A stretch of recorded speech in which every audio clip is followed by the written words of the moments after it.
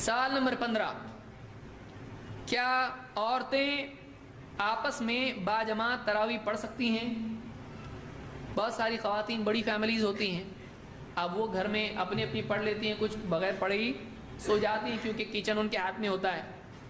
جس کے ہاتھ میں کچن ہے سمجھنا اس کی تراویح کچن میں ہی ہوتی ہے، کھانا بنانا اور یہ اور وہ، اور بریانی چاہیے اور مرغے بھی چاہیے اور فالودہ بھی چاہیے، کھچڑا بھی چاہیے۔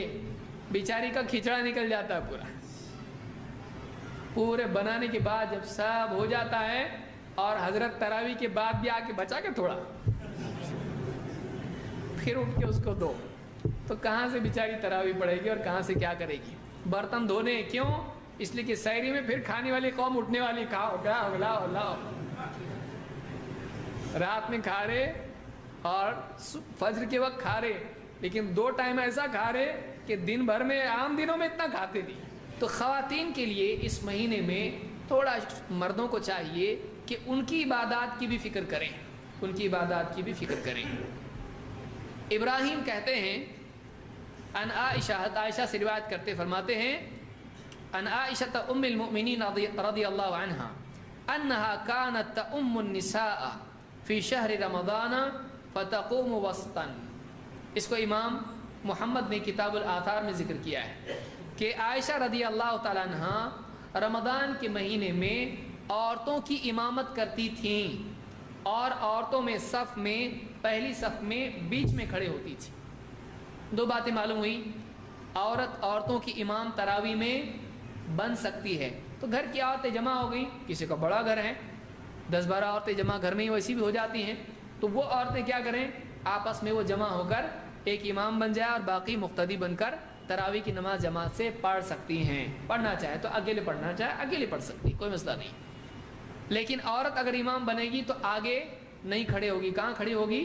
وہ صف ہی میں کھڑی ہوگی، پہلی صف میں، لیکن کہاں؟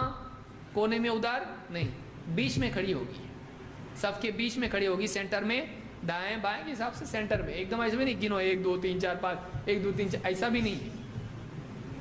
بیچ میں کا مطلب میتھمیٹکس کا بیچ میں نہیں، بلکہ صف کے بیچ میں رہے گی وہ، اور دائیں بائیں مطلب بیلنس رہے، اس طرح سے کھڑی ہوگی۔ تو یہ اس روایت سے معلوم ہوتا ہے کہ عورتیں بھی جماعت بنا کر نماز پڑھ سکتی ہے، اور ان کی صف ایسے بننا چاہیے۔ سوال نمبر 16، کیا قرآن 3 دن سے ختم کرنا اچھا ہے؟ شبینہ، بہت سارے بزنس مین ہوتے ہیں، ان کا بزنس رمضان ہی میں ہوتا ہے، تو ان کو کوئی فاسٹر امام چاہیے ہوتا ہے، ایسا فاسٹ کہ کسی کی سمجھ میں نہ آئے کیا پڑھ رہا ہے، کیا یہ صحیح ہے؟ صحیح نہیں ہے۔ آپ قرآن پڑھ رہے کیا کر رہے آپ؟ ایک آدمی ایسا قرآن پڑھے کہ اس میں وقار اور سکون رہے، یہ نہیں کہ کوئی آدمی باہر سے جا کے دیکھے غیر مسلم تو کہیں ان کے اندر جن تو نہیں آیا،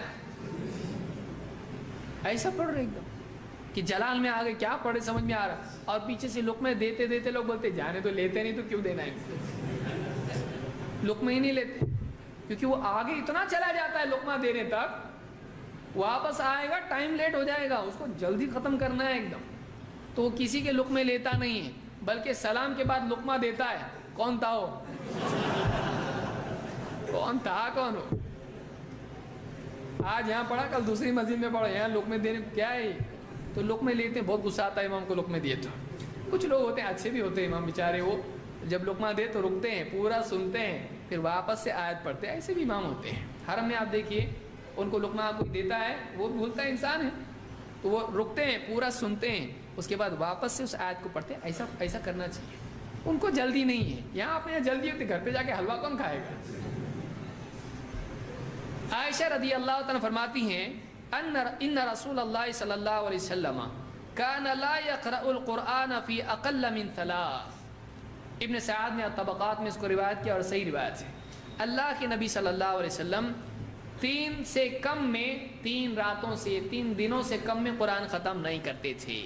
معلوم ہے کہ اگر کوئی آدمی 3 دن سے، 3 راتوں سے کم میں قرآن ختم کرتا ہے، یہ سنت کے کیا ہے؟ خلاف ہے۔ اور اللہ کے نبی صلی اللہ علیہ وسلم کیسا پڑھتے تھے؟ الحمدللہ رب العالمین، رکتے تھے، अर्रहमान रहीम रुकते थे। ये तो अल्हम्दुलिल्लाह रब्बिल आलमीन अर्रहमान मालिक यौमिद्दीन वालीन वहाँ जाके रुकता हो। और आमीन पे भी, आमीन को भी टाइम नहीं देता पब्लिक को। सना को शुरू की टाइम नहीं देता। अत्तहियात तो पढ़ने नसीब ही नहीं होता लोगों को। अत्तहियात पढ़ के बताओ आप, दुरूद तो उसके बाद की दुआ तो भूल जाओ, अत्तहियात पढ़ के बताओ। उसको पकड़ना है, अगर पढ़ना है अत्तहियात तो इमाम से पहले सजदे से उठना पड़ेगा तो पढ़ सकता है। बताइए क्या नमाज पढ़ रहे हैं या स्पीड कॉन्टेस्ट है, क्या है? कौन बोला आपको इसी नमाज पढ़ने? कुरान में है, हदीस में कहाँ है? इमाम अबू हनीफा ने कहा ऐसा पढ़ने के लिए, इमाम शाफी ने कहा, इमाम मालिक ने कहा, किसने कहा? अल्लाह के नबी सल्लल्लाहु अलैहि वसल्लम ने कहा। क्यों ये अपने लिए तकलीफ? और इसमें सबसे ज़्यादा तकलीफ किसको होती है? बुजुर्गों को होती है। बूढ़े जो हजरात होते हैं तो क्या इमाम है, रुकू में गए तो वो सज्जे में चले जाता है, उठने टाइम उनको फुर्सत से उठना बैठना पड़ता है। इसलिए बहुत सारे बोलते बैठ के ही पढ़ो। ये बैठ के क्या है, खाली झुकना पड़ता है, हिलना डुलना ज़्यादा नहीं पड़ता है। क्या किया हम लोगों ने? 20 का आदत पकड़ लिया, इस 20 को ऐसा पकड़े कि सब छोड़ दिए, है कि नहीं? खाली 20 पकड़ के बाकी सब छोड़ दिया हमने। सुकून छोड़ दिया, तिलावत का खुशू छोड़ दिया, तजवीद छोड़ दी, ये छोड़, सब छोड़े हमने, खाली 20 पकड़ लिए। आप बताइए क्या कैसा होगा इससे? तो 3 रातों से, और 3 रात से कम शबीना तो आप देखिए कि बहुत सारे बिजनेसमैन होते हैं, उनको महीने भर छुट्टी नहीं मिलती है, उनको 3 रात निकालते हैं। 3 में ऐसा पढ़ते हैं वो लोग, पूरी तरावी 3 में कसर निकाल देते उसकी, और कुछ 1 में पढ़ते। वो तो मैं भी नहीं देखा आज कैसा पढ़ते, लेकिन जो लोग जिन्होंने देखा है उनको समझ में नहीं आता है क्या हो रहा है। 1 रात में पूरा कुरान आप पढ़ेंगे, कैसा पढ़ेंगे आप सोचिए। ये सही नहीं है, और नमाज का मजाक बनाना जायज़ नहीं है। नमाज का मजाक बनाना जायज़ नहीं है।